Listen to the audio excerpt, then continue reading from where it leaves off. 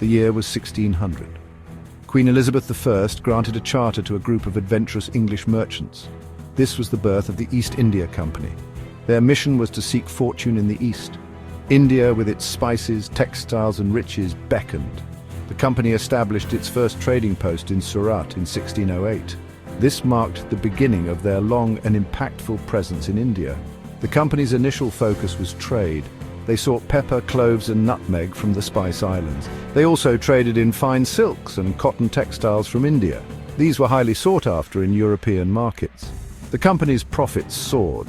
They established more trading posts along the Indian coast. These included Madras, Bombay and Calcutta. These factories, as they were called, were more than just trading centers. They became centers of English influence. They represented the growing power of the company. The Mughal Empire, though powerful, was in decline. This presented the company with opportunities. They exploited the political fragmentation to their advantage. The East India Company's ambitions grew beyond trade. They sought to establish political dominance. The weakening Mughal Empire presented opportunities. The company began to intervene in local disputes. They raised their own armies.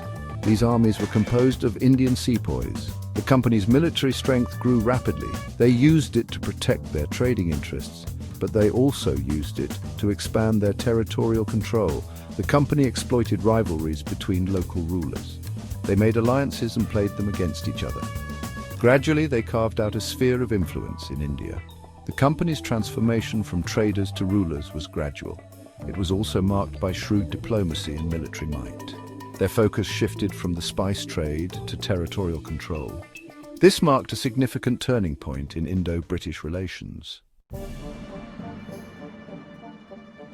The Battle of Plassey in 1757 was a pivotal moment. It cemented the company's dominance in Bengal.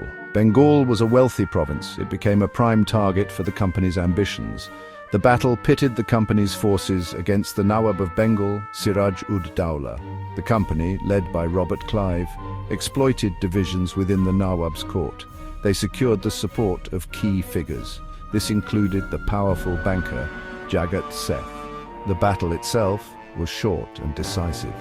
The company's forces, aided by treachery within the Nawab's ranks, emerged victorious. The victory at Plassey had far-reaching consequences. The company gained control of Bengal's revenues.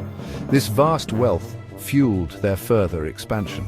It also marked a turning point in their relationship with the Mughal Empire. The company, once a group of merchants, now held sway over a vast and wealthy territory. Following Plassey, the company adopted a two-pronged strategy. They formed alliances with some Indian rulers. They used these alliances to counter others. This policy of divide and rule proved highly effective. The company also employed the doctrine of lapse. This allowed them to annex kingdoms where a ruler died without a male heir. This policy was often used unjustly. It was a way to usurp power. Many rulers were forced to accept subsidiary alliances. These alliances made them dependent on the company for protection. However, it also eroded their autonomy.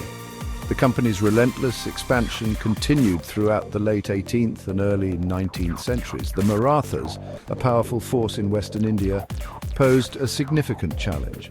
The company fought a series of wars against them. Ultimately, the Maratha Confederacy was subdued. By the mid-19th century, the East India Company had become the paramount power in India. Section 5. The fabric of Indian society unravels, economic and social impacts. The company's rule had a profound impact on Indian society. The once thriving textile industry faced ruin. This was due to the influx of cheap British goods. India was forced to become a supplier of raw materials. These materials fueled the Industrial Revolution in Britain. This led to widespread poverty and unemployment in India. The company's land revenue policies were equally exploitative. They led to the impoverishment of the peasantry. The traditional systems of governance and justice were dismantled. They were replaced with a system that favored the British. The company's rule also led to the erosion of Indian culture and traditions. The English language was promoted. This was done at the expense of local languages. There was a growing sense of resentment against British rule. Section 6. The spectre of the company's rule. By the middle of the 19th century, the East India Company was a behemoth. It was a trading company transformed into a sovereign power. It had a vast army, a complex bureaucracy, and its own currency.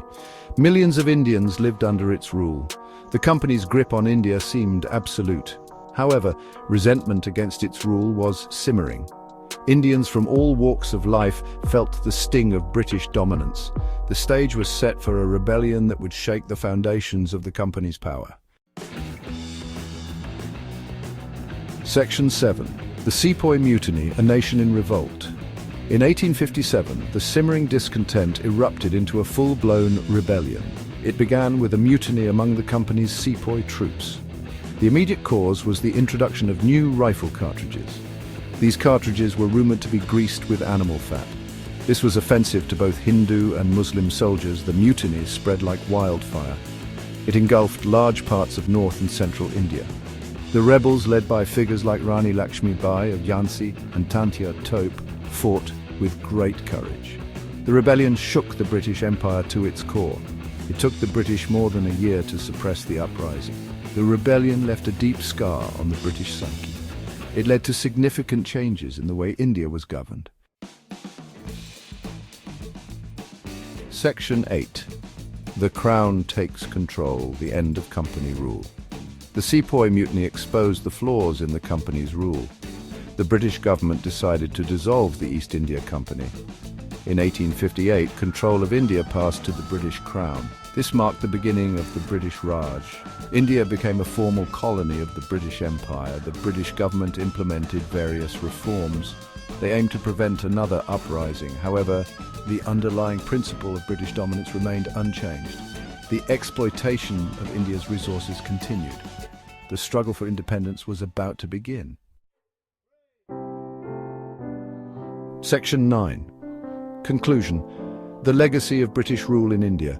The British Raj lasted for almost a century. It left an indelible mark on India. The British built railways, introduced a modern education system, and established new legal and administrative structures. However, their rule was also marked by economic exploitation, political subjugation, and cultural suppression.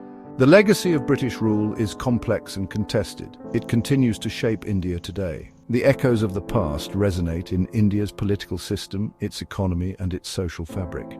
Understanding the rise and fall of the British Empire in India is crucial for comprehending modern India's complexities.